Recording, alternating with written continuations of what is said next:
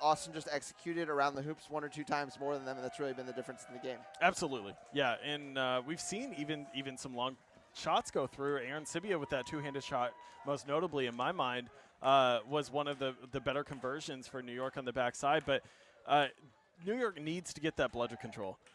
There needs to be a big catch from any of their beaters to create that advantage. Rosenberg was doing that a pretty good amount in the first, I would say, 10 minutes on his first shift. But since then, it's been all Austin ever since that Take K and Cole lineup, and then now the Augie and Cole lineup. Yeah, if I had the ability, I would be showing a video montage right now of what Cole and Augie did in Game 2 of the Boston series with Snitch on pitch. It was one of the most dominant performances I've ever seen against 2 of the best beaters in the world. And if they can do that again, look for their seekers to walk away with the catch and probably walk away with a victory in Game 1. Yeah, I mean, if you're an Austin fan, fortunately, in the Boston game, conversely from here, they did not go into that with bludger control and had to make 3 catches of bludgers to get it. Here, they can dictate the pace of play themselves without having to make these Herculean efforts to get that advantage.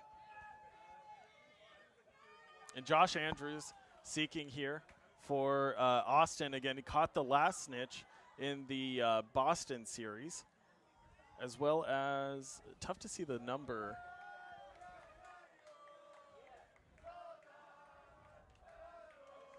Oh, Kellen Cupid, I'm pretty sure, yeah? Yeah, absolutely.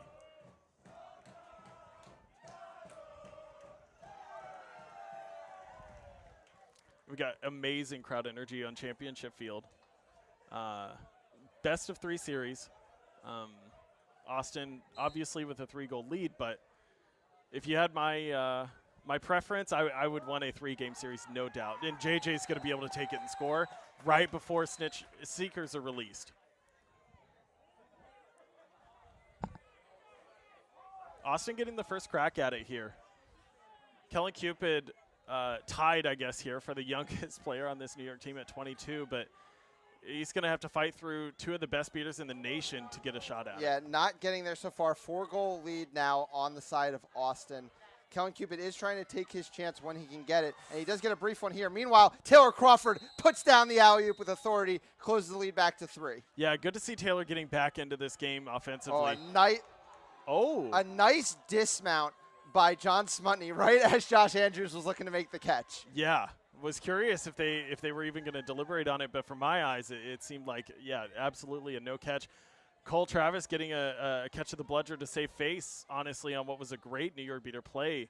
But Austin still with control. Take K and Augie Monroe now, the beater pair for Austin. Yeah, Josh Andrews still getting a ton of time. JJ looking to make a move on Peter Lawrence. Can't find an angle yet. Finally does. Oh, it's the backhanded pass. John Jackson overcommits on Casey Irwin, and she puts it through 9-5 in favor of Austin. Been hearing about that play for a long, long time, and finally getting to see it in person. JJ almost minting it as a signature move. Yep. Kellen Cupid now getting some time with Smutny.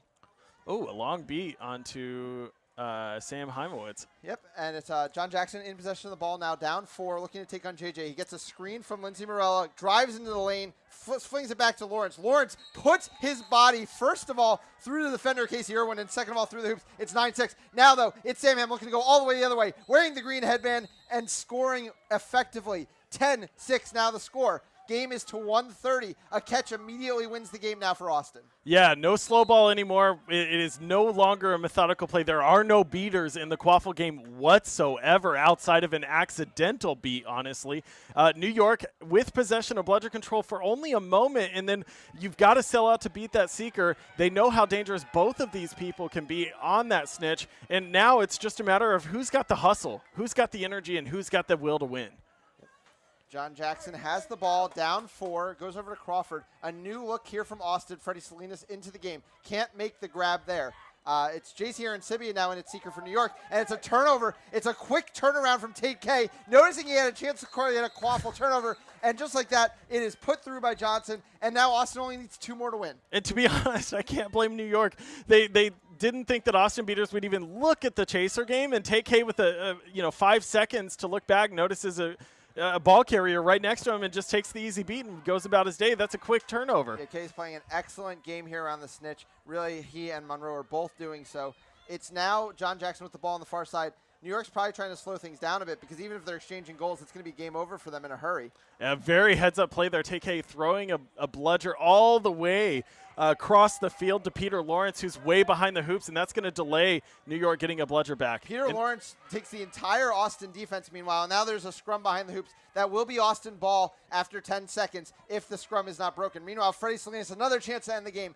Can't get it done there. Such an underrated rule, and we're going to see exactly why it's implemented. Yeah, we've in our day seen plenty of pileups just go for a minute or two during snitch up pitch. Really one of the hardest things to watch. Yeah. Salinas continuing to get shots at Smutny, who's doing an excellent job out there in this game one of the finals. Yeah, these New York beaters are getting really gassed. Every beat is just so hard to track down afterwards, and CJ Jr. is just trying to make sure he can get anything going, and Augie's not going to let him. JJ in the lane looking to put the penultimate goal through for Austin. That one trickles along the hoop, though, and John Jackson takes it, and now he's running. Luis Sanchez is back, and the rest of the defense falls back with him. Taylor Crawford, though, is streaking. He gets the pass. Oh, it's the hoop is knocked over by McBride, and it's Taylor Crawford who wants a call, and I think he might get one. Yeah, that feels about right. I think,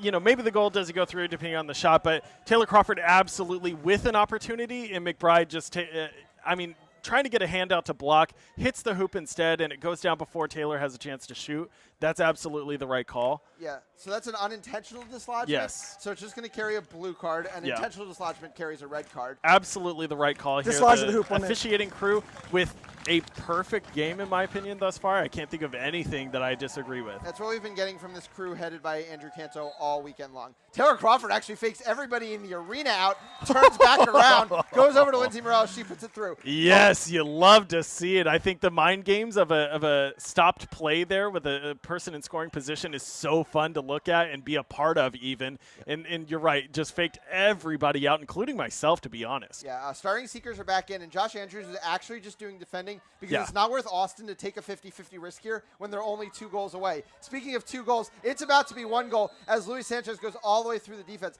And at some point, New York needs to put their beaters back in the seeker game and Snitch catch be damned.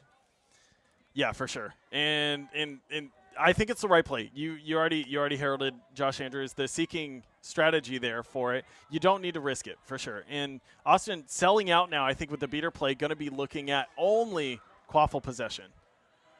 Yeah, right. Once they get it on offense. Yeah, once they have a bludger. And unfortunately, that is going to spell doom for New York here in game 1 as Josh Andrews finally does seem to get around John Smutny. We do have to wait for the call, but a good grab will put Austin.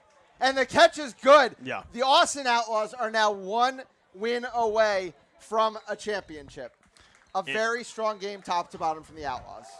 Yeah, there were flashes, right? New York with bludger control, a totally different team than New York without. And I think that if they can get that consistency and that level of play that we know that both parts of that aspect, or both aspects of